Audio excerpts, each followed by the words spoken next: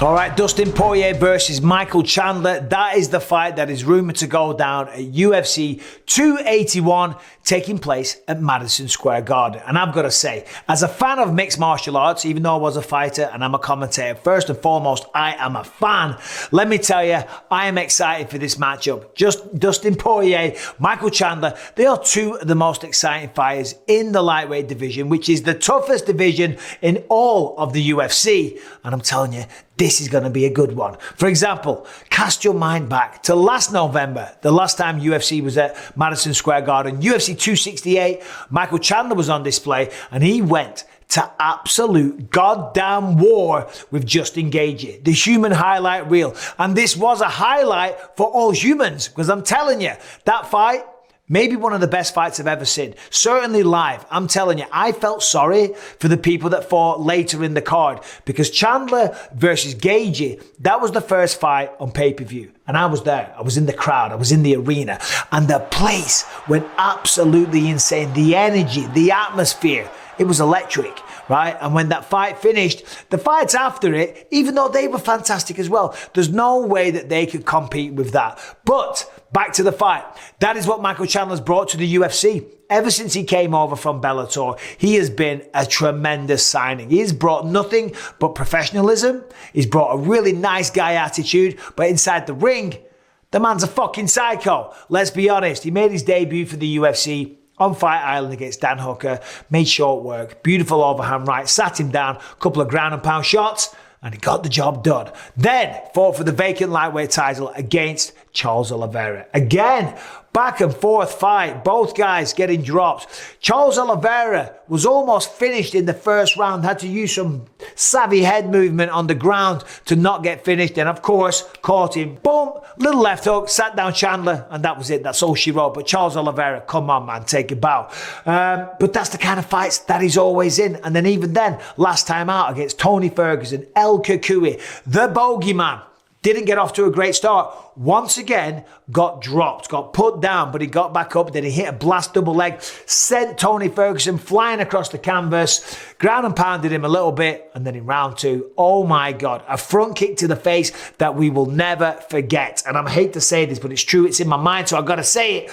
He turned Tony Ferguson's face into a chicken nugget. That is the meme that was going around at the time. Not me, Tony. Don't come after me. I didn't say that. I repeated it, but I didn't say it. Anyway, so they're the fights that Michael Chandler's been involved with in the UFC. He said when he signed, I'm not here for a long time, I'm here for a good time. The reality is, we have had a good time watching his fights inside the octagon. He wants to fight for the belt. He's calling out everybody. He was calling out Conor McGregor, said he wants to be a part of the biggest fights possible, and of course, the biggest payday possible. But that's not happening. McGregor's not fighting anytime soon. And if you watch the news, turns out McGregor just said that he's retired. Going to do a separate video on that one, so fear not. Back to this fight. Listen, Dustin Poirier, love this guy. Love the journey that he's been on. Love the entertainment that he's brought to the octagon. Won the interim belt against Max Holloway, and then he tried to unify the titles against Khabib Nurmagomedov. Of course, Khabib's going to do what Khabib does. Okay, and he got the job done. He choked him out. But then, of course, Dustin Poirier rose back from the ashes. He came back, had two tremendous fights against Conor McGregor, knocked him out cold in the first one. A lot of people dispute that fact. He was asleep, and then in the second one, it was kind of a beatdown. It was a beatdown on Conor, but you never know. The fight was ended prematurely because Conor snapped his leg. Conor fans will say he would have came back and he was going to win the fight.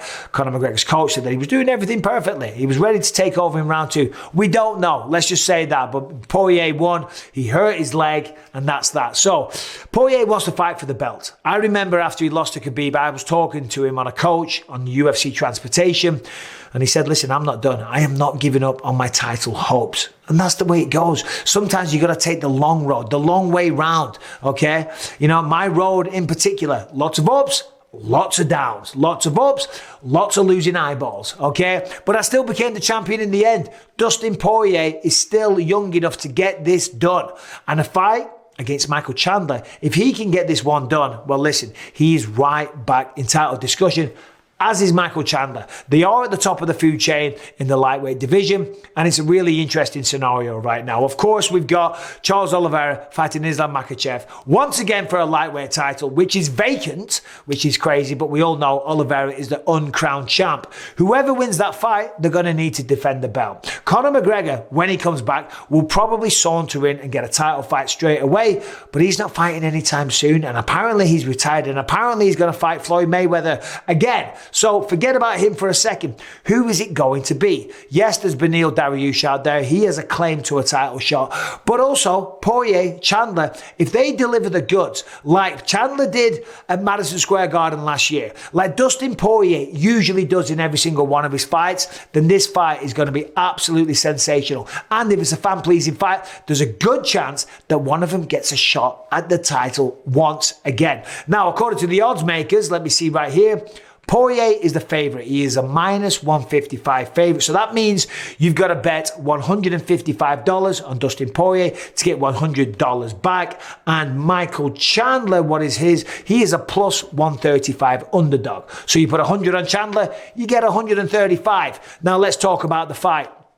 When it comes to wrestling, I would give the advantage to Michael Chandler. He's a tremendous wrestler. He's a shorter guy. He's very, very powerful, and he's very aggressive, right? He doesn't mind taking one to give one. Poirier, I say, has the better boxing, the better footwork, probably got more experience. I would say better jiu-jitsu. But where are they both at in their careers? Okay, I think they're both at a turning point, okay, because they both want to be champions. That drive, that fire, that still burns brightly. And this fight, in my opinion, is probably going to be a number one, an unofficial number one contender fight at Madison Square Garden, one of the greatest venues on planet goddamn Earth. The atmosphere in Madison Square Garden is just unbelievable, and I believe it's to do with the rich history that it has in combat sports. Of course, legendary fighters, people like, come on, Muhammad Ali, and the list goes on and on and on. They've all fought at the Garden. It is a special place, and I'm very, very honored and happy to say that I got to fight there. Yes, I got choked out unconscious, but so what? I have tremendous memories. Michael Chandler versus Dustin the Diamond Poirier.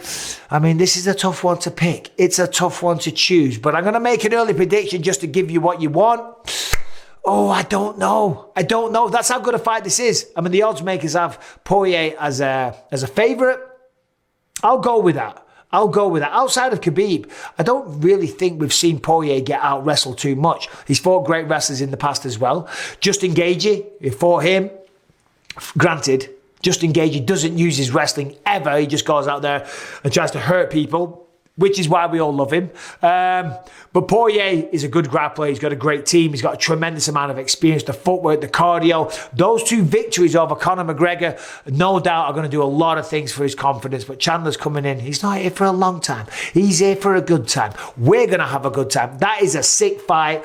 Madison Square Garden, UFC 281 is rumoured, but I wouldn't be surprised if that's made official pretty earlier. Now, main event. Who do we put in the main event at Madison Square Garden? I think it's going to be Israel Adesanya, the last style bender, trying to get revenge, trying to defend the belt one more time and get a little one-up, a little personal satisfaction back against Michel Pereira, a guy that, as we know, defeated him twice in kickboxing. But if you ask Izzy, this is all the better for him. So anyway, there it is. That card is shaping up very, very nicely. I just hope I get to work it. I hope I get to be there because it's going to be bananas. Who do you think wins? Let me know in the comments. Subscribe and ring the bell. Take care.